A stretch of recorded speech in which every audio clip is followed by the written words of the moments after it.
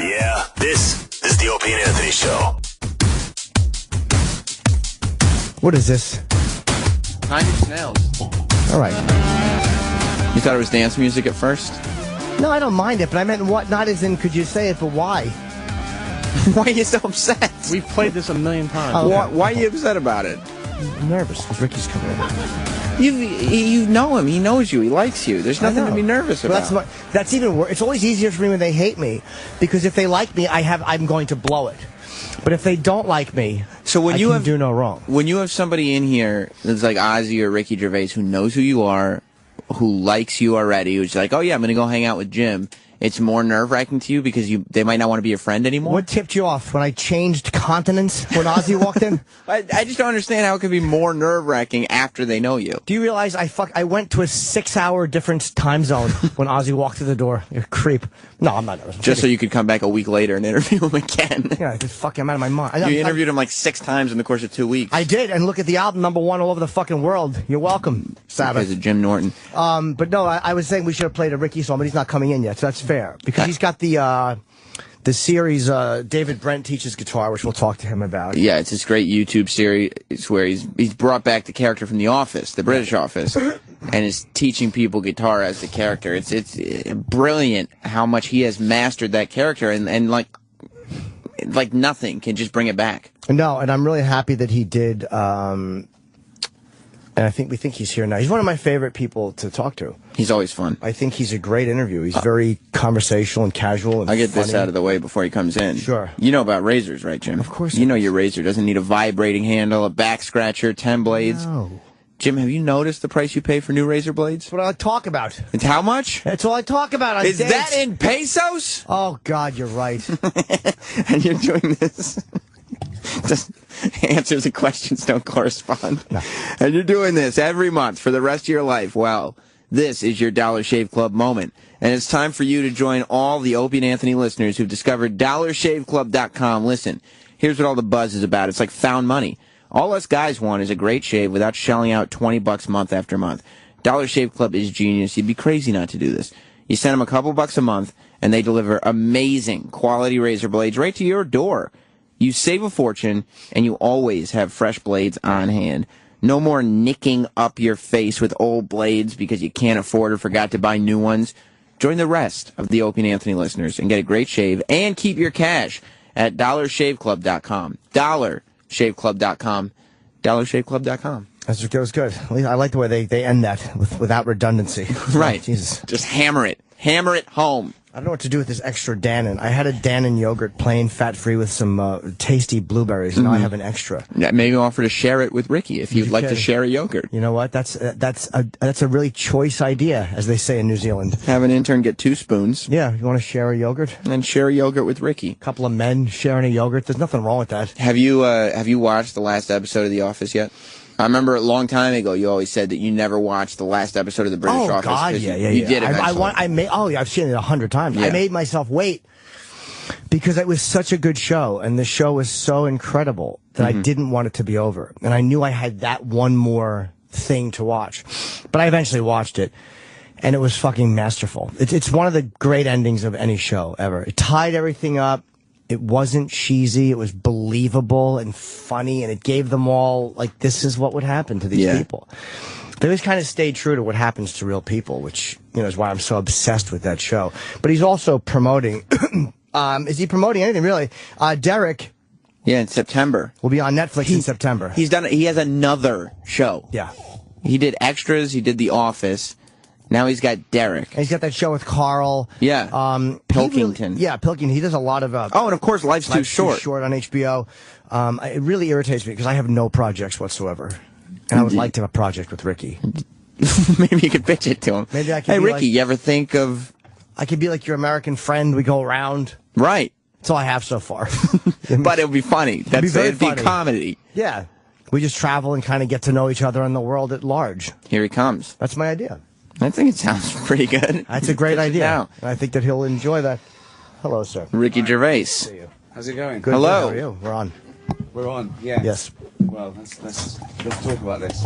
We're on. Yes, we are. And what's this show called? It's technically the Opie and Anthony. Right. So, Why do we need them? If we can do without them at all, why are they ever here, is my question. You sound like me in every contract negotiation. Yeah. Do you know what I mean? Yeah. I mean, it's like, it's not the first time either. No. It's not No. the first time. They can just leave. Why? Why are they, I've got a bad back.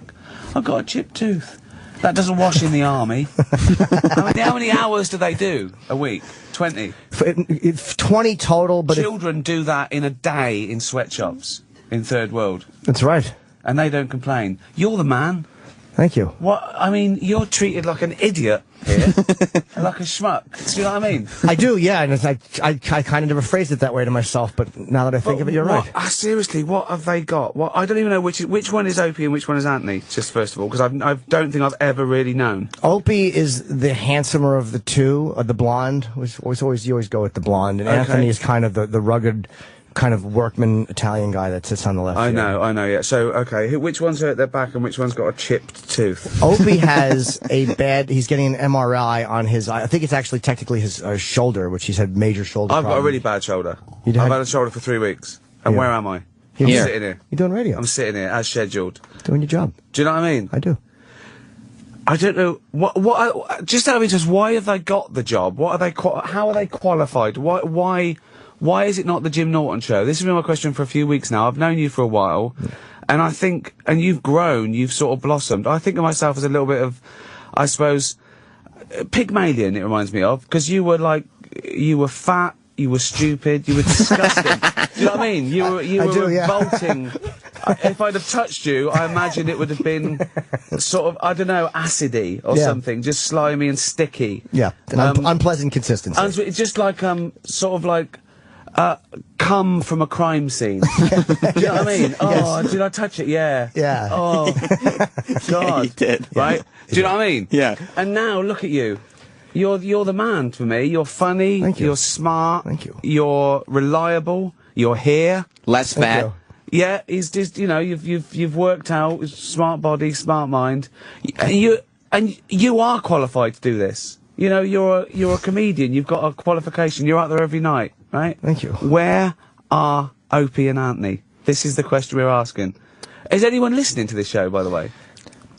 I would hope so. I think we maintain an audience. Yeah, I don't Really? think the audience is relying on them being the audience? I mean, are they're homeless? Are they in prison? Who listens? Who is listening at 10 o'clock in the morning? here. I think it's They can't have jobs. no, not good jobs anyway. No. But then again, Opie and Anthony, they're not at work, so I can't really blame anyone, really. Opie and Anthony have great jobs. They can leave. They can come and go as they please. 20 hours a week. How much do you think they get paid? I've never found out because I know that it will just make me Slit put your a wrists. fucking open my veins. They'd be embarrassed by it, surely. Yeah. They must know, whatever it is, they must know they don't really deserve it. Oh yeah. Right. They're not here. Yeah, it's in their They're eyes. not here. They know it. doesn't matter whether it's a million or... They're not earning it today. This is the thing. They're doing nothing for it. Whatever the amount is. They're not here now. Yeah. I don't know. I mean, will their wages get stopped for today? Or is it like, oh no, it's all right. Yeah. Do extra Thursday. Oh, I can't do Thursday. Oh, we'll do it whenever. Yeah. We'll make it up. When? When is my question. When are they going to earn their money? Well, one has the shoulder and Ant's got the tooth. They're injured, I guess. How does this make you feel, though? I mean... Healthy. There's nothing wrong with me. So you've held this show together? Yeah, I mean, a lot of people have said that. The glue. Yeah. Well, there is no Gervais leadership quality around here that's keeping these guys in their spots. I'd kick ass. You would? There'd be a few people just laid off. I'd give them away. I'd just get rid of them. I'd be generous with the package. Yeah. I'd say, how much do you want? Just get out of my sight because you disgust me. It would be nice to see the two of them groveling. Please don't make me redundant. Yeah. So what? Tell me, you've worked with them, both of you, people more than me. I've only seen them now and again. Sometimes I see them when I turn up. And we're on the way out as they're walking. Yeah. You're coming in, they're going home for the day. Yeah, they pick up a kid, or there was a flood or something. I mean, we're not talking Noah here. We're talking a dripping tap, probably. Yeah. Just like this is not. Oh, I've had a road accident. I've not had all my teeth knocked out. I can't eat. Yeah. Right. I've chipped a tooth. Yeah, could wait. I've got a chipped tooth. I didn't even go to the dentist. You don't need to. You have a bad shoulder and a chipped tooth right now? Yeah. It doesn't matter. You sound fantastic. Yeah, cheers, man. So what's their best qualities? What have they got? I would have to say that their best quality is they've picked a reliable third person who allows them to go gallivanting. You're Casting man. choices. You're the man. What would it take? What would you if I were to put you in charge of this? I remember I heard a story once of Brian Adams, right? He bought a house in London, and it was near a pub, and it was a really rowdy pub, and it annoyed him, right? So he bought the pub, and he closed it down. That's what I want to do to this place. At the moment. You want to buy... Yeah, just because they weren't here, just because I feel that I want to, because of syndication, I've got real fuck you money. Yeah. Now, Sure. It's mental. And I do world tours. I don't even see the audience. There's light in my face, but I'm just thinking that's another $1 million. No. And I count that up. And I know one thing, I haven't got kids. I'm certainly not going to waste it on charity. Yeah. So I want to spend, and I want to spend every dollar before I die. So Absolutely. no one gets any of it. Sure. Okay, absolutely. Okay. You earned it. You enjoy it. So I want to do shit like this. I want to pull stunts like this. I'm going to buy Sirius, close it down, right, and then just see them wandering around the streets for a couple of hours, bewildered, Right. Just fucking bewildered. So what happened there? Oh, Ricky Gervais just bought it and closed it down. Why? He'll lose money. Yeah. He's got it. What's he doing? He's watching you from that building over there, laughing, Right. masturbating. That would be it. That's what he's doing. And they would wonder what happened to all our opportunities. Yeah. And you'd say Yeah. you didn't show up for them. Yeah. And they start crying. Plenty of time to take care of the back and the tooth then. Yeah, exactly. All your Yeah. appointments will be filled now. So, yeah, we could do. What else? What else would be Or, fun? or you could just, if you didn't want to spend all the money on buying Sirius, you could just buy out their contract and then say, look, I got a podcast, I'd love you to do it, and you offer them a lot of money. And then they make them do the podcast, and then you just play it to an empty room. Yeah. No one gets to hear it. I've always wanted to humiliate do them. that with Celebrity Big Brother. Just put them in there, and then put them there for like 8 weeks, and then come out and say we weren't filming. We have a phone call. Oh, really? Anthony. Anthony's on the phone. Is it really? Yeah. Anthony, welcome to the show, the Opie and Anthony show. Hi, very nice to speak to you. Ricky Gervais. Hi, boss. To have you on the program today.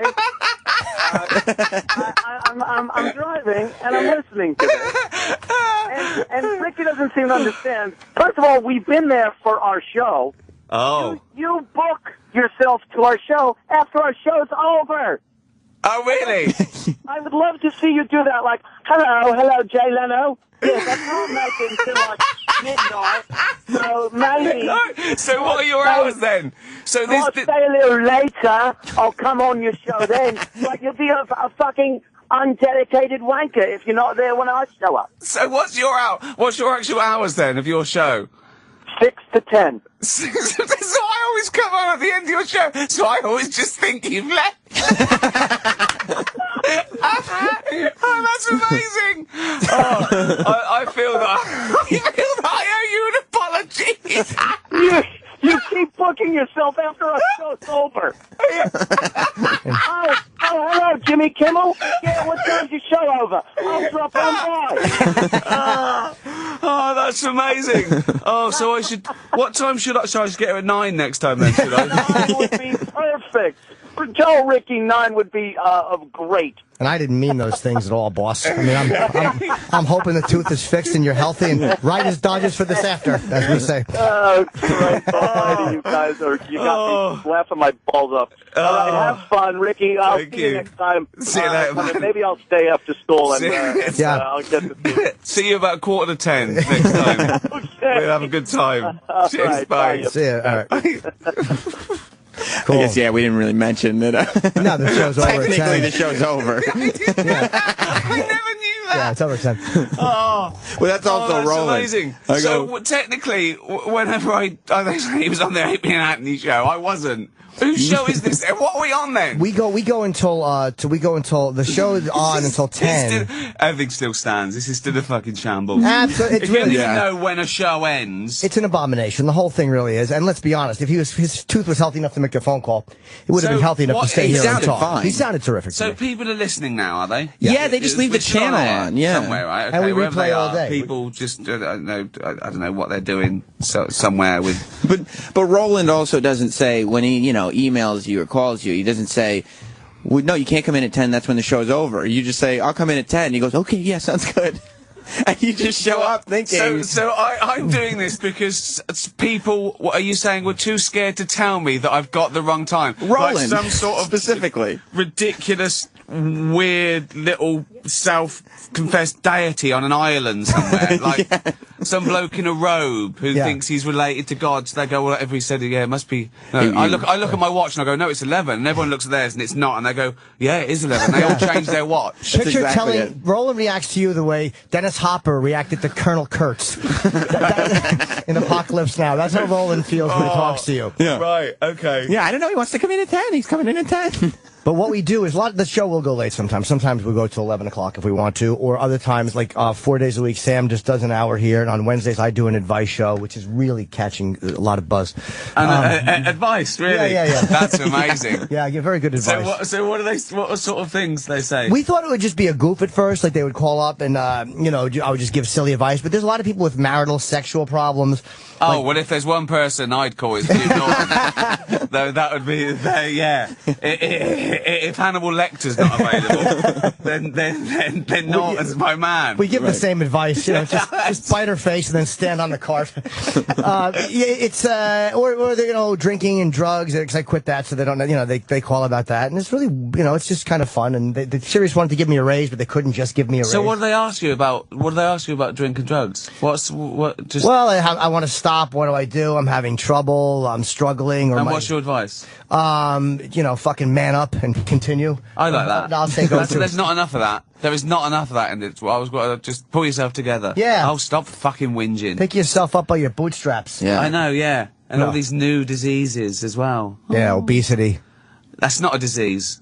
It's not a disease. Well, let's stop. Let's nip that one in the bud. Obesity is not a disease. 98% of all obese people are because they ate too much and they didn't do enough exercise. Under 2% are through things like some thyroid problems, some cancer drugs. Okay, but 98% of fat people, and they all say it's. Oh, no. 98% of fat people is because they ate too much. So that's done. That one's done. I want to lose weight. I'm obese. Eat less and do more exercise. Next. You don't think people could be addicted to food like they are to drugs or whatever? Who isn't addicted to food? Right. What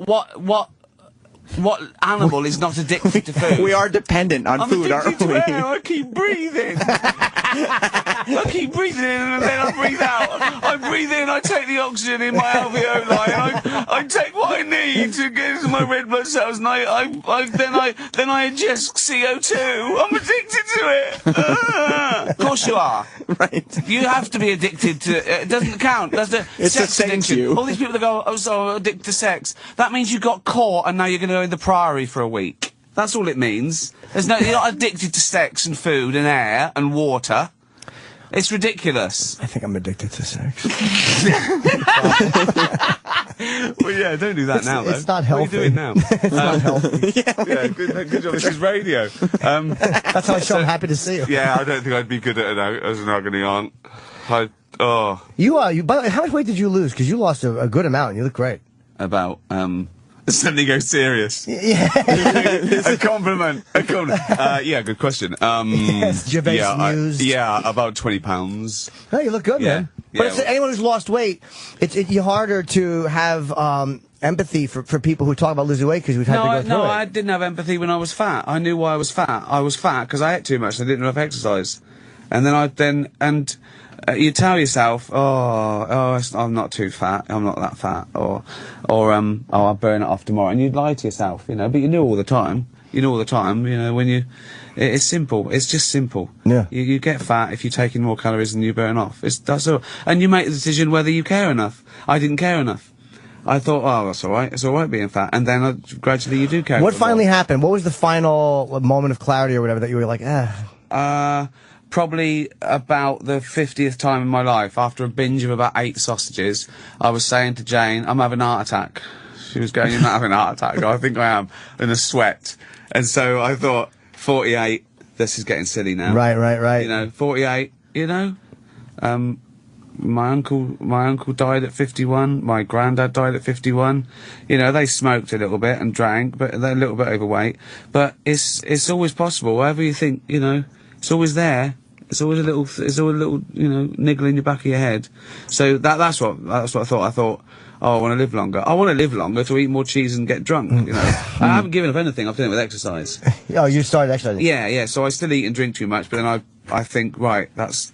Oh, you said that last time, that you exercise for the next day. Like, what, I'm going to exercise, get it out of the way, and then... So I'm just sort of maintaining, What's that? Skinny latte. Skinny latte. Did you hear he was talking about you, Roland? Did we rate you, mate? Yeah. We gave you a good beating. We rate you. So then, are you more frustrated then when people say, I can't lose weight?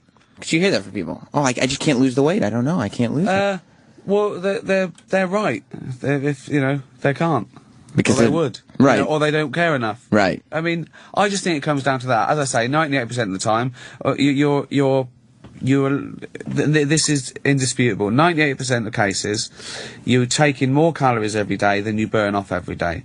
And what happens is, if you don't burn it off, it gets stored as fat in a subcuticle layer, and that's what getting fat is. It's pure biology. There's no, you know, there's ways to do it. Run, fat burn, cardio, weights, you know, diet counts for about 80% of it. It's easier to diet and lose weight than it is to eat like I do and work out. I have to work out like Rocky. Yeah. Because of the amount I want to eat and drink. Right. It really is if you hard, diet, you fucking lose the fat cells if you're still eating. It's really hard. I eat like a fat man. I eat like a fat, greedy pig. You just enjoy it too much. And then I work out the next day, yeah. How long is your workout? I do an hour, but I do weight, so I've built a bit more muscle, which burns fat at rest. So the more muscle you've got, the more you can eat. Do you have a trainer? What? You have a trainer or you do it? Once a week, yeah. Oh, you do, okay. But it's like having a cleaner. I train hard all the way week, so I look good to him. Yeah. You know what I mean? yeah. Which works, you know. Right. And then you get slightly addicted to it, I suppose, you know. There is a physiological thing that runners get after a certain amount of time. Endorphins kick in, and it's like a little runner's high, they call it. You feel better, yeah, you feel better. Sometimes if I'm fed up and I'm stressed, and I don't feel like a run, I'll go for a run. I feel better. See, I don't run. My cardio is shit. Like, I can do, like, I have two different trainers that I work with. It's hard to schedule. And Jesus. Yeah, I train them off to against each other. Yeah, well, you know, she had me doing this, so you might want to have me doing that. You know, yeah. Whichever one gets to sleep with me first. Right, you also got the two hottest trainers I do. that work at your facility. Yeah. Yeah, women. They motivate me. I have a bloke who's a skinhead. I guess that's a motivation. Yeah. I'm a bit scared of him. I'm a bit scared. He's a boxer. Do you box? Yeah, that's what I do, yeah. That's really good. Yeah, and also I like it.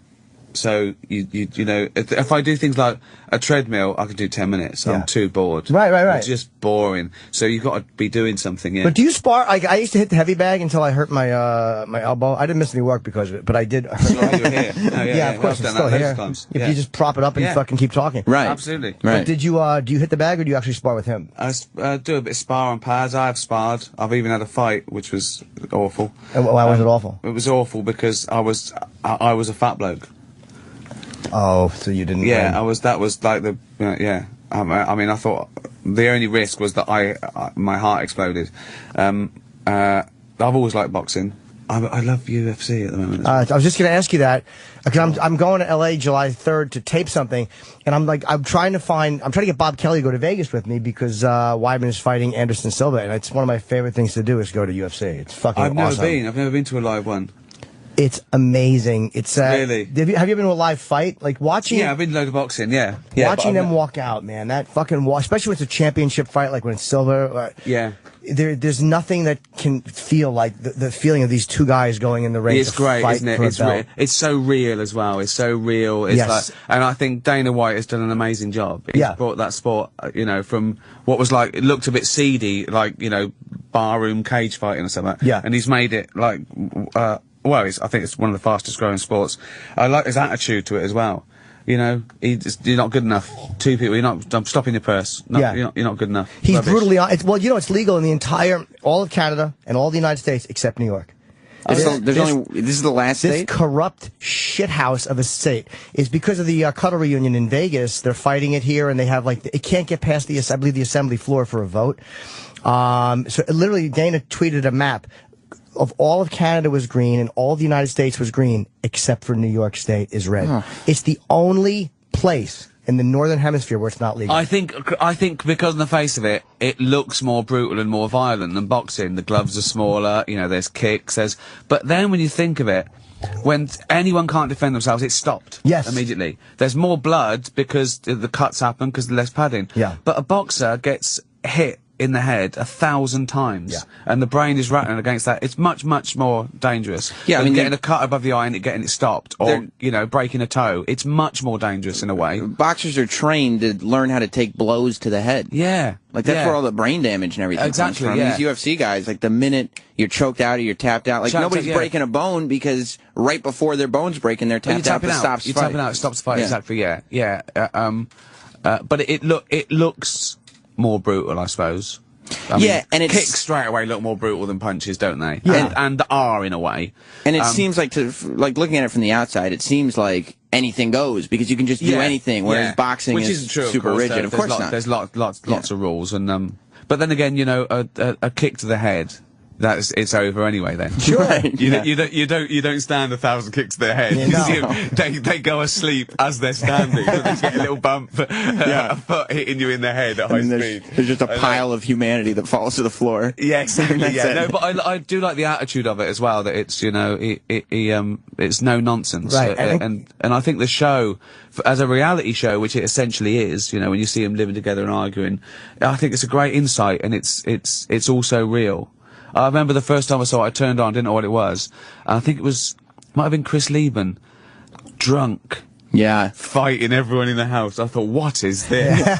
This is the reality show I want to see. Kicking the doors off the hinges in the house and hopping over the walls. I was hooked. That should have been the trailer. Yeah. And they're all killers. They can all fight. That's the beautiful thing of it. If somebody throws down in the house, every one of them are in the same weight class, and every one of them can fight. Like, you can't even be a bully in the house. No, exactly. And also, I love the fact that it's such mixed styles that, you know, you've got these people that have got one strike and it could be over, but then they're up against a wrestler or a jiu-jitsu expert, or, you know, I think it's great. It's probably my favourite sport at the moment. And mine too. And you can't always look and like, sometimes you look at the guy who's classically built like a gladiator. He's cut up, he's got an 8-pack, and then you see a guy who's in decent shape, who's a little thicker. But you can't just look at the in-shape guy and go, he's going to kill the other guy. No. Because who's the mountain guy? Roy Nelson. Yeah. Unbelievable. Yeah. Now you'd think that he was an out-of-shape guy. Right. And he did exactly what everyone said he was going to do. He lumbered forward and he did this just ridiculously natural punch. Yeah, that overhand right is deadly. Incredible. But he just lost, though, because he took a fight on short notice with a guy, I think, and he lost like last week, but he can't get knocked out. He has a head like a fucking water buffalo. He cannot be knocked out. So he lost on a third-round decision. He just didn't. Really? Yeah, I think his cardio was a little bit, because he seemed like he was because he just puts his hands up and then goes for the overhand right. And I think he just lost wind after the Maybe he first had round. a chipped tooth or or a sore shoulder. Yeah, or they don't work Fridays. Yeah, maybe it was that. Yeah. It's after 10.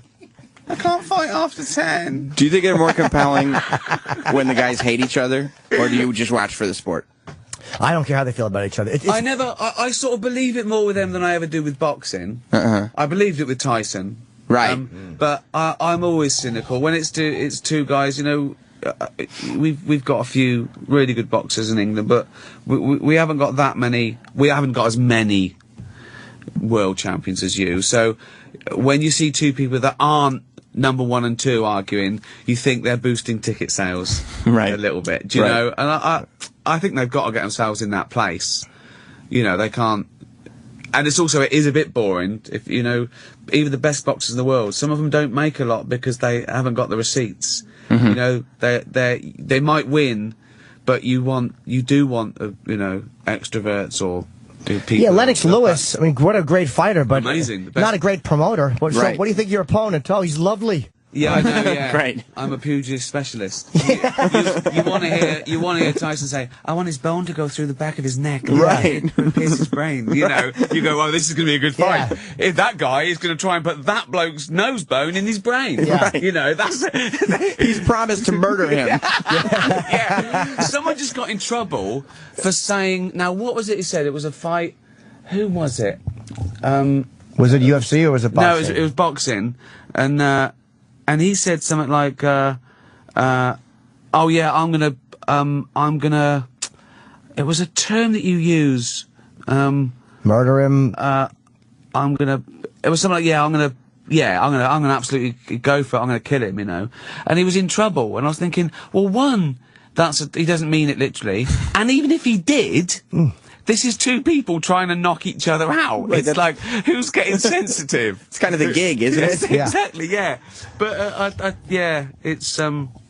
it's funny how people, the promotion game is everything really, because there's so much money now you've got to make. Because everyone wants so much money from it. Yeah, or you're not valued. I mean, there's nothing worse for the establishment than like when a guy like Larry Holmes is champion. I'm sure they made money with Larry Holmes, but he wasn't likable. People just didn't like Larry Holmes, especially after Ali, right? And a monster like George Foreman. And then you see a guy like Holmes who's just kind of quiet, or Michael Spinks. These guys aren't great promoters. Well, it's funny because both those Holmes and Lennox Lewis were voted 1 and 2.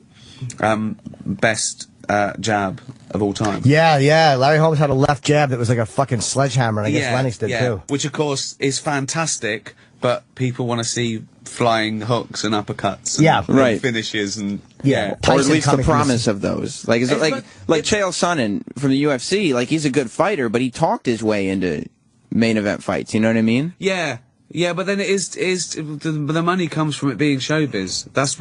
That's why, you know, the athletes don't make the same money as boxers, because it's how fast you can go. No one's booing at Usain Bolt because he didn't win in style. You went the fastest, but you weren't badmouthing anyone. You weren't, there was no flurry at the end. Right.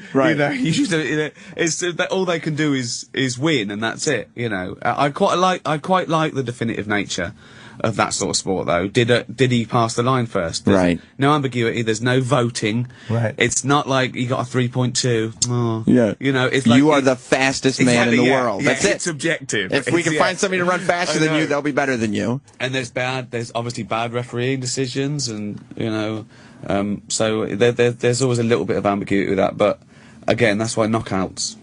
You never leave. And Dana says that. Don't leave it in the judge's hands. If it's close, you can't leave it in the judge's hands, because they do make the wrong move sometimes. You got to knock the guy out. I mean, that's the way to win the fight. That's not to. You mustn't take that in court, though. That's only in. That's only in UFC. Yeah. In court, this is the wrong thing to do. Yeah, don't leave it in the judge's hands. No, never. So you want to go to a fight? I mean, there's one in Vegas, July 5th, and they have them like once a month, big events. But the Vegas one is a big event. Yeah, I bet. It's always fun. It's De Silva and who is it? Anderson Silva, and he's fighting against Chris Weidman. And I think Weidman's undefeated, and they're saying he may beats Silva. So it should be a good fight. I like this show. The first half of it was slagging off. Yeah. Two people who weren't here and not meant to be here, and I didn't know that, and no one told me. The next half of it was promoting UFC. Like, Dana White needs us. Yes. They're going, oh, thank God. Two people on the Opie and Anthony, they weren't there. Really gave us a great build-up. Yeah. But it is, we talk about the language, and like where they say, like, he got in trouble for saying, I'm going to kill this guy, or whatever it was he said. I mean, now you do stand-up, and what are you feeling about, because I know how I feel about the language policing that's going on in stand-up, or the obsession over terms and all this stuff that people are giving comedians? Well, I think it depends. I assume you're talking about offence. Yeah, or what people find are offensive or inappropriate. And well, offence isn't a case of right and wrong, is it? It's about feelings, and feelings are personal. I think you've got to, comedy comes from a good or a bad place. You've got to know, what side you're on. But I can't believe it. Now Roland's talking. I know, Roland, he does that a lot. It's rude. It's unbelievable. Roland, he'll just come in and dare people to look at him while he does it. Yeah. I mean, you have to take everything. When people say to me, they ask comedians this all the time, is there anything you wouldn't joke about? Right? Firstly, the answer is no. There's nothing you shouldn't joke about. It depends what the joke is, okay? But people don't say that to writers. They don't say to a novelist, is there anything you wouldn't write about? Well, no. So we know it's about how it's treated. So they assume that comedians treat things without due care and attention. they're not considered, like they have no morality. I see this all the time on Twitter. This people who think that they say things to me like so are you never offended by anything? I say, of course I'm offended by things, but it's personal. But what I'm offended about isn't the same as you. You know, you can't. It's not objective. And you don't want people penalized for offending you. You don't want them to get in trouble if they offend you. No. Well, you have to be specific. You can't really talk in the nebulous because it's too difficult. So, but so in my show, I deal. The big thing is that very often, particularly with taboo subjects, which is what we're talking about, very often people mistake the target of the joke with the subject of a joke. And they're very rarely related, particularly in comedy, particularly if it's mildly satirical, and particularly if it's a good comedian who knows what they're doing. People's, they get stiff when you talk about, you know, race, disability, religion, okay? But wait, because everything I deal with is in those taboo subjects, and you talk about, like, now we're not trying to be funny, we're talking, and so we're using all those terms. No one's angsty, no one's going, but they're, because they know there's not a joke. We know that we're discussing it, and they know that, you know, you can talk about those subjects. But when it comes to a comedian, and obviously very often comedians aren't being themselves, they're being a heightened version, or they're being a provocateur, or they're trying to take the audience to places it hasn't been before, and people get confused. And I think that it comes down to people getting it or not. And I want to sort of say to people, you not getting my joke isn't my problem, really. What about I shouldn't even be defending it. I shouldn't even be talking about comedy as a comedian. I should, you know, but I do because I like to do it as an interest. Yeah. But I'm not talking about this as an expert or as a professional. I'm talking about this as just a person, because I like discussing these issues, and you know. And we all know the difference between, this is what bothers me about people's fake outrage. I don't believe the outrage, because we all know the difference in intent when someone's intending to make you laugh, and the difference between that and when someone's making a serious statement. Yeah. There's a different intent and a different effect you want it to have on the audience. Absolutely, and they know correct. that, and they pretend they don't know it. Well, I think comedy is as an intellectual pursuit, and I think as soon as it gets emotional on purpose, i.e. with intention from the comedian, it stops being funny and it stops being comedy. It starts being rallying. I mean, I've heard some so-called comedians come out and they say things like, "What are we going to do about all these immigrants?" And it gets a round of applause from the audience. I think, well, that's not a joke. Right, there's no punchline. That's political. That's just you putting your agenda across with like-minded people. You know, so I'd say that, and then very often they say, "What do you think of that so-and-so joke?" I want to say, well, it wasn't a joke. You know, like Michael Richards going crazy. You know, he was stressed. Someone upset him. He wanted to hurt that person's feelings, right? That wasn't comedy. I think he stepped outside of comedy. I'm not disclaiming it because I'm a comedian. I want to say, I think he did something other than comedy. He was reacting angrily as opposed to being funny. Definitely. Exactly, yeah, yeah. Well, he wasn't being a comedian. He was being a bloke who was he stepped out of character almost. And we're always in character a bit when we're, you know, we're being a comedian, and we want the audience to make that leap with us. What about the idea, and somebody hit you with this on the phone earlier this week, like the responsibility that you have because you're talking to an audience. So, like, let's say the audience doesn't get your nuance or doesn't understand what you're saying and takes the context of your joke and... But I don't think you should legislate against stupidity. Because there's only so many nods and winks to cameras before you're not doing anything special at all. If everyone gets what you say, there's not much to get.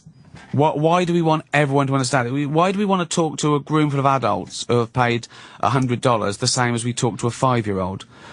You know, you talk to a 5-year-old because they have to get what you're saying. It's important that they understand what you're saying without ambiguity. With no frills, with no agenda, with no double meaning or level. Don't put your hand in the fire. Why not? Don't put your hand. Do you understand me? Don't put your hand in the fire. Yeah. That's not my job as a comedian to tell them not to put their hand in the fire. Not to fucking spoon feed them. Exactly. Yeah. Yes. You know, I've entered a contract here, and the contract is I'll say what the fuck I like, and if you don't like it, don't come again. Or just get up and quietly go. Like, the people with the whole Tosh incident about the rape joke, and it was like that woman was wrong because she heckled. Like, I thought that she had every right to get up and leave. Because if you're not enjoying something, you should just leave. But not to take control of the It's show. not your business to do that, because you wouldn't do it in a movie theater. Let me tell you, if she was in a movie theater and she was in, say, or watching, she wouldn't dare stand up and throw paint on the screen if she saw something she objected to. Or she wouldn't put her hand in front of the projector so nobody else could see it. She would just leave. But because you're in the room with her, people feel entitled to make you know their opinion. Well, that's the difference, again, between freedom of speech and censorship. Censorship isn't turning off your own telly. That's up to you. Censorship is making everyone else turn off their telly because you don't like what's on the telly. And that's a big difference. And I think people sometimes get confused with what freedom of speech is, you know. Basically, I think offence is the collateral damage of freedom of speech. Some people don't get offended by anything you say. Somewhere will get, you know, they might get it, they might not care for it, it might not be their cup of tea. And that's fine, you know, but they have the choice. You know, as a comedian, I don't go around knocking on doors and sitting on people's sofas and shouting my shit at them. They've come into my world. They've come into my church. Do you know? Yeah. They're going to hear my sermon. That was a great way, sorry to interrupt you, Sam, but that was a great way to phrase it. Offense is the collateral damage of free speech. That's a really good way to say it. And people don't understand free speech either. No, they think don't. that means you can do anything. I say about freedom of speech is one of the most important things that we have in a civilized society, freedom of speech, right? And I have to explain to them, and I say, why do you block people? I said, well, that's up to me. Your freedom of speech isn't your freedom to be heard. Right. Or even if you're heard, listened to, or even if you're heard and listened to, taken seriously. So the freedom of speech ends with you saying what you want. And right? I mean, it's the same principle as you saying that they came to your church. Like, if you're tweeting something out, you don't intend for the world to see it. No, You intend they're for following those me. who follow you to see it. Exactly, yeah. You've come to my door and you've complained about what I'm saying on my sofa. It's like, just my sofa. Just leave quietly. You don't have to do anything. Yeah. Just go home. Just block me, whatever. Yeah. Right. And by blocking, by the way... And this is what an idiot says as well about freedom of speech. And they say, oh, what? So Hitler was right? No, because he wasn't saying things, was he? He was killing people. Right. That's not saying, that's doing. Yeah, and his intent, his intent was not to make you laugh. It was to rally people to genocide. Right. Big difference between that and what. Genocide is not covered within the boundaries of freedom of speech. Right. Yeah, and you know, if Hitler just went around saying shit, fine. Yeah. It's allowed. If he just went around, if the worst thing Hitler did was say awful things, okay, okay, he's a bit of an idiot. I don't want to be his friend, right? Yeah. But he's allowed to say as long as he doesn't put any of that into action, you're okay.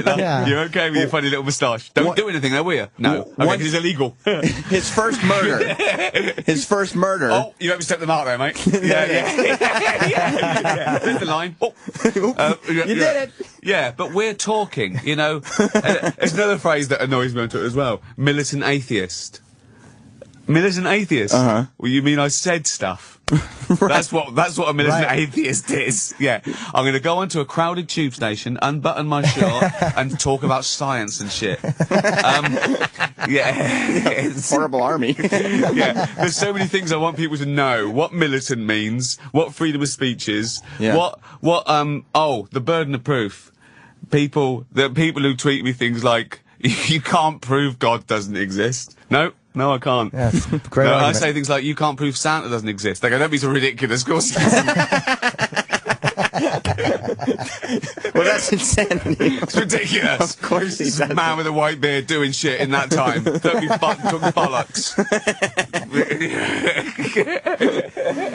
You're great on Twitter, man. I love the fact that as famous as you are and as big as your career is, like, you don't worry about saying the wrong thing, and you don't. I love that you. As long as you're honest, you can't be held accountable, really. In that Tosh, what's his name? The Daniel Tosh. Yeah, I didn't know about the joke or anything. It was raging, and people were asking me, "What do you think about Daniel?" I said, "What's happened?" Said, "Rape joke. It should be rape joke. You should never joke." I said, "Well, it depends what the joke is." Like, no, of course it doesn't. You should never rape. And then someone sent me a tweet, and she said, "I will laugh at a rape joke the day I know that no one in that audience has been raped." And I just tweeted back, "What a strange door policy." Oh, yeah. I remember that. 2, please. Certainly, that's. Can I just ask you a question? Have you been raped? I have, yeah. You can't come in. Sorry. No. It's a policy. It's no, not because me. there's a woman at the front, and she's only going to laugh if she knows that no one in the audience has been raped. That was a great one. Yeah, I remember that very specifically. But what an ass she is to say that, because that means you won't laugh at a drunk driving joke, or you won't laugh at a pedophile joke, right, or you won't laugh at any type of domestic violence reference. What is a rape joke? You know, I wouldn't. You know, I don't find rape funny. It's not. It's terrible. It's terrible. It's one of the worst, heinous things. But there's so many levels to get. I mean, technically, the door policy joke is a rape joke. Well, if that's exactly. I think. Yeah, exactly. Sure, right? I think so. Yeah. I think they mean the subject of rape, sure, as opposed to.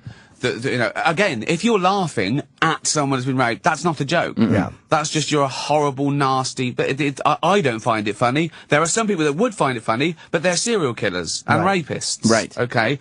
And the thing is, with again, stupid people treat jokes about bad things with the same fear and loathing as intelligent people treat the actual bad thing, and they're not related.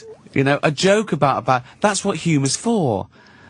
To get us over bad things. That's exactly what, evolutionarily speaking, a humour is. So it gets us over bad shit. If you can't joke about bad shit, there's no point joking about good shit. Yeah, because it's already happening. We don't need it. It's already good. Yeah. Everyone likes a balloon. Who gives a shit? It's like the laughter is this drug that cures bad shit. Is a drug here. It cures good shit. I don't want that.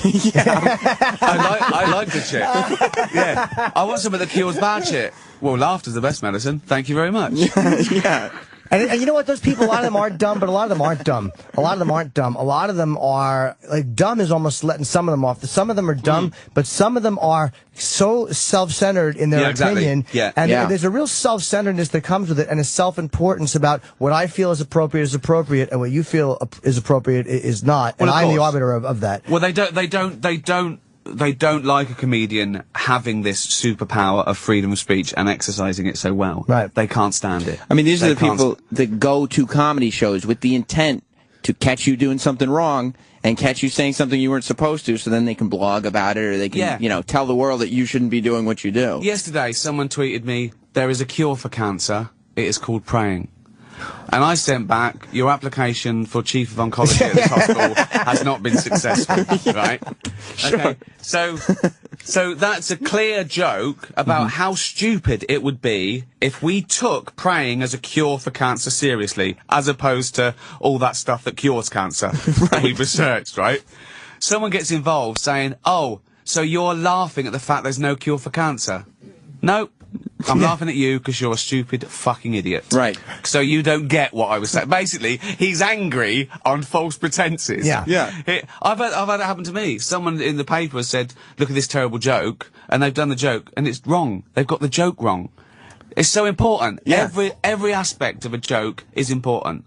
The syntax, the semantics, the rhyming, sometimes even some of the visual aid that comes with it. Taken out of context, it's the better the joke, the more fragile it is. Well, sarcasm doesn't read in print. You know, No, that's I'm happy he died reads terribly like, "Oh yeah, I'm happy he died." There's a tremendous, that was me acting. There's a tremendous difference, and people know that, and we have that common bond of language. But people, what I hate about people is they pretend they don't know it, because the bigger goal is to get you to not say what they don't like. Exactly. And that's all it is. Yeah, Right. and some people, you know, there's in a Venn diagram, there'd be lots and lots of overlaps, but some people are genuinely angry and they don't know why everyone doesn't find the same things wrong as they do. Yeah. Then they just want a retweet. Then they just don't like you. Then they just want to say something because no one listens to them. Yeah. Ever. That's often An excuse to be heard. Absolutely. An excuse to be heard. They are frustrated that they're not heard like we are, that they haven't got that platform, so they want to bring us down a peg or two. And if they say, if you say you're sorry, and if you've wounded somebody, when people are wounded, what's wrong? Talk. We'll listen to you now. Yeah. People want to pretend that they're wounded by somebody's words. Well, yeah, I had many complaints. You know, I used to work in a public sector. I worked at a university, and they had a complaint. And sometimes they just couldn't believe you've called them back. They go, "Oh, thanks, don't worry about it." They wanted to talk to someone. Yeah. They wanted to be heard. And, you know, that's all that they were happy. They were happy. They, you know, and, I think that is the case sometimes. But I did a show Madison Square Garden, okay? So, a lot of people, I did jokes about, race, the Holocaust, and Frank jokes. Oh, no. Paedophile jokes, everything. I got a letter from a society saying, "Oh, we loved your show. We found it. We were very disappointed at the joke about Anne Frank." Right? And I said, "But you understood the satire behind the famine joke, the paedophile joke, the racist joke. You understood that because it wasn't your thing. Right. But you can't get over your thing. You think, well, why is, you know, I'm the same with some things. I don't like certain jokes about certain things because I can't get over them emotionally. You know, I don't, but I've got to keep that quiet. I've just got to, you know, you've got to take the rough with the smooth, you know. And you can understand on that intellectual level that if their intent here, and here was not malicious, here it probably wasn't malicious either. Yeah. You know? Yeah. Just because you don't like that being brought up doesn't mean that this guy was trying to hurt your feelings. No, exactly, and that's what it feels like. That's what offence feels like. Offence feels that, why is he having a go at me? And you've got to step back from that and go, but he's not having a go at me. He doesn't even know you. Yeah, unless I name you. Right. You know, I think that's one thing I don't do too often. I don't say, well, one, you know, again, it depends what the target of the joke is, and sometimes even if you name someone, they're not actually the target of the joke, they're instrumental in getting to the target of the joke. So, I can understand why someone would feel bullied if, God, he just got on stage and talked about, I mean, I can imagine why Opie and Anthony feel. Yes. For the first half hour of this show. There's no ambiguity there. Yeah. Spent 20 minutes exactly, yeah. trashing them. them specifically. They've got a point. They've got a point there. But if what I was was more offensive, you bashing them or their coworkers applauding behind you? Exactly. Yeah. Yeah. Oh, well, we're dead. Yeah, exactly. So I think you have to take the personal out of it. I think, you know, and I think the better the joke is, the more universal it is. Or if they admitted what they're really doing. Like, I would respect people if they said, you said something I don't like, and I really don't want you to be able to say it. But there's a self-centeredness in that honesty that they won't do. So what they have to do is create, even to themselves, a reason that seems legit. Well, here's why you shouldn't make fun of race. But here's why you shouldn't make fun of drunk. Everyone has a reason. No one ever just comes out and says the truth, which is, I don't like it and I don't want you to say it. Well, There's an ugliness in that. Well, I think there are reasons you shouldn't make fun of race, because no one can help their race. But you can make fun about race. You can make jokes about race. Right. But you shouldn't make, I don't think you should, this is what I'm saying about the target and the subject are different. You know, the reason why you shouldn't have a go at anyone for anything they can't help. And the reason why real racist jokes aren't funny to me, and not because I'm offended by them, because they're not true. As soon as someone says, why do Mexicans da-da-da-da, that fact is usually spurious. It's not a true fact. There's an injustice to it. Okay. Do you know what I mean? I do. What? I don't know if I agree, but I do know. Well, if someone said, "Why are Swedish people all paedophiles?" My first thought is they're not. Oh. I can't laugh whatever the punchline is. Do you know what I mean? Yeah, and Jim wanted to move when he I heard was that. just saying, yeah, I'm gonna fucking go for dual citizenship. So I think again the joke fails if every part of it is totally untrue. It's rallying, and that would be that to me would be people want that you'd need them to all agree with that. Hey, all the Swedes are paedophiles for it to be funny or get around applause, and so it fails purely on a comedic level to me, okay. Not on a political one. Right. Do you know what I mean? I do, and you're also not saying that people should get the important thing for me is if somebody there's certain jokes I don't like too. Yeah. But if I've never called for anyone to be penalized for them, and so I never have a problem with people saying they don't like certain type of jokes, no, or they don't think. Like I had a debate with a feminist, and who I actually wound up liking on an FX show. We talked about race. Say that like it was a surprise. I went in there with all the prejudices you would have, and yeah. Well, I was surprised though because her opinion and mine are vastly different, and we didn't change each other's opinions. We had a respectful discussion. I think I saw it. I think it was It was on. It was online. Yeah, no, it was great. Come out, great. Yeah. But you know, the thing was, she wasn't calling for people to be censored. She had a very tricky argument. We just didn't see eye to eye, and the frustrating. Everyone comes to a crossroad in a debate where we realize we're not going to change each other's minds. So do we say, okay, but that's when people get angry when we don't get our way and No, change their as mind. I remember, and I don't want to misquote her, but as I remember, her worry was that I think she had a term called Rape culture? Rape culture, yeah, where the assumption was if it's all out in the open and it's okay to joke about, it desensitizes people and can cause an environment where rape wasn't so heinous and terrible, and Right. I don't believe that. I don't either. I don't think anyone has ever gone, I saw a funny rape routine, I'm going to try it tonight. Right. I don't think that's ever happened. I don't either. And I think that's a big misconception, because we can joke about terrible things, that we're somehow condoning it is totally untrue. And I couldn't find the actual bad things that I joke about more offensive and more disgusting and want them to end more than anyone I ever know, but that doesn't stop me joking about them. That's the challenge. To me, that's almost what the beauty of being a comic is.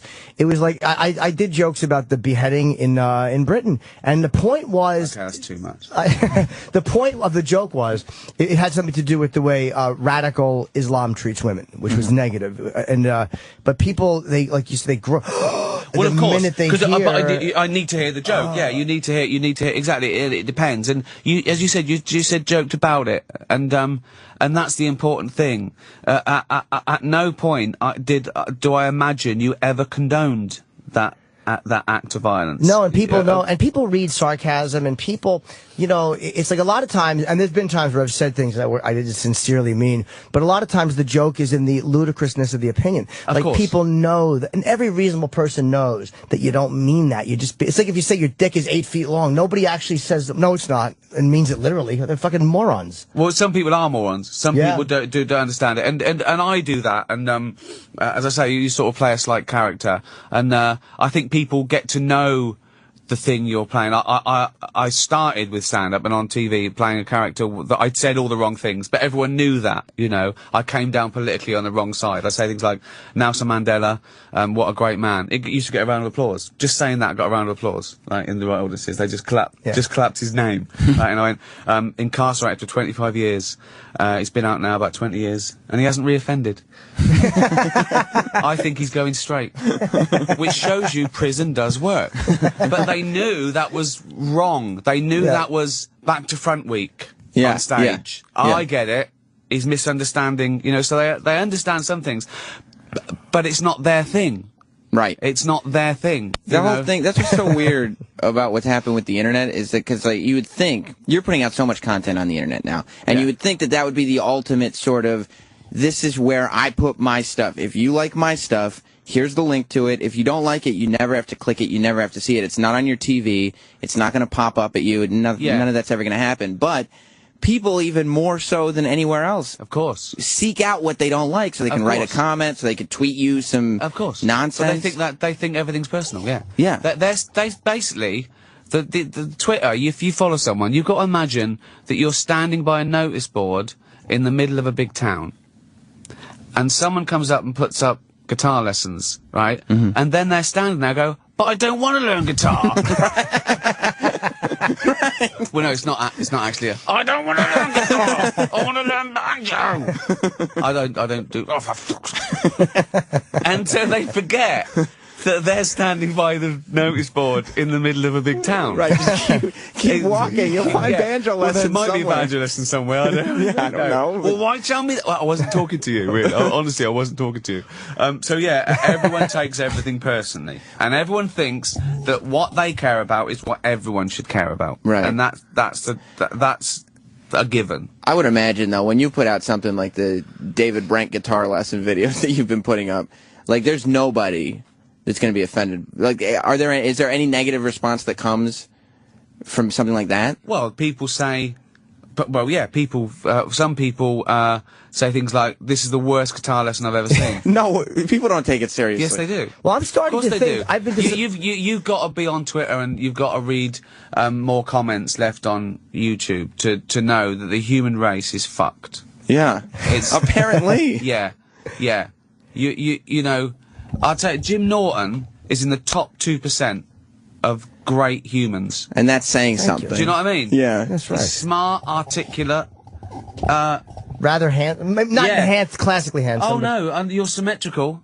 right. There's a roundness. Yeah. It's like two pairs on an oval, but it somehow works. Yeah. But I'm starting to think though with David, because I've watched the guitar lesson, of course. And I'm starting to think that it's like it's more. David seems to just like to segue into playing his songs. Well, that's it. I think people don't even understand that people that they, you know, the YouTube is perfect for David Brent. He can't believe his luck. He was stitched up by a documentary team.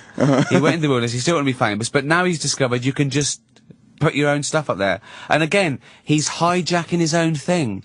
Right. Because he went there to do like lessons, but actually, he wants to talk about, and he takes questions from people, and he stitches himself up with the questions because he hasn't looked at them properly. And it's not even like it's another crew this time. No. It's his own deal. He's in charge, which is good and bad. Now, the thing about that is, because he's in his element, you know, he's in charge of his own destiny, so he's a bit happier, you know, he's a bit older, he's a bit wiser, so I've got to find things that niggle him. He hasn't got a boss coming in and ruin it. He's doing his lunch hour. He's a rep, you know. So he's got to stitch himself up. He's spending his lunch hour making YouTube videos. Exactly, yeah. Guitar.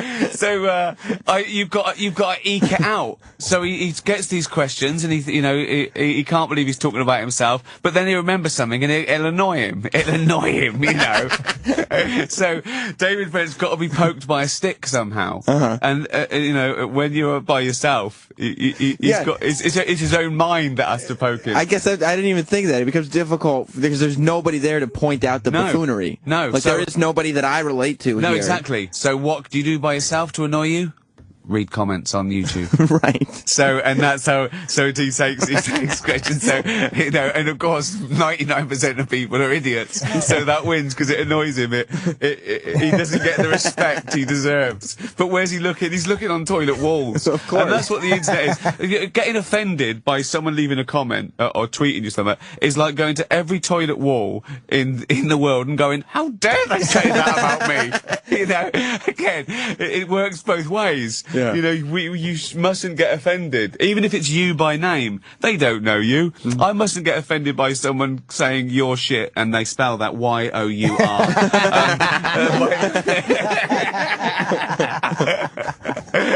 There's nothing better than a grammatically incorrect insult. It's Right. wonderful. The greatest retweet you could ever have is when you just correct someone's grammar as they're insulting you. Sometimes I said to one, I'm going to do the book of my favourite tweets. One said, "You dumb atheist," spelled atheist incorrectly. If we come from monkey, why are there still monkey around? Like, I think I tweeted, I want to give this tweet a Nobel Prize. But yeah, anger mixed with the indignant ire and bad spelling is the best. Right. Yeah, they're funny. They're instantly funny. Yeah. Oh dear. There's a great moment, by the way, in one of the videos of, I think it was Spaceman Came Down. Which is just the songs themselves, without even the guitar lessons around them, are so wonderful. Well, again, they're not comedy songs as such. They're not spoof songs. They're inappropriate for David Brent to be doing them, particularly if he's meant to be. He's got a job, right? So.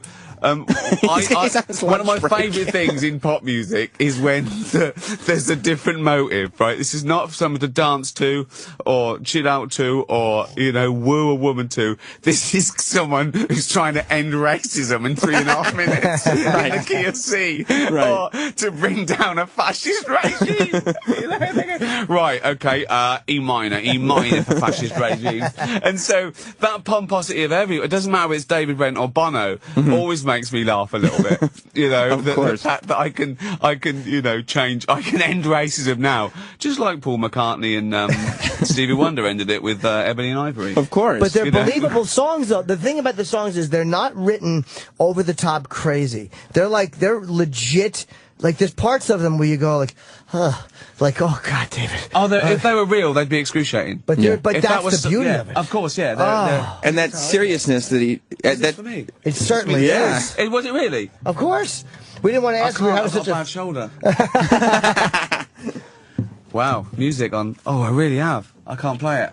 No? No, I actually have done my shoulder in, yeah. Oh no, now I feel like I could play it like that. There you go. I can't.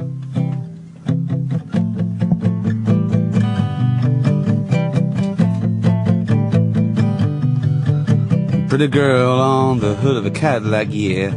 She's broken down on Freeway 9. I take a look and get her engine started. Leave her purring and I roll on by. Bye-bye. Free love on the free love freeway. The love is free. The freeway is long. I got some hot love on the hot love highway. Ain't going home 'cause my baby's gone. She's gone.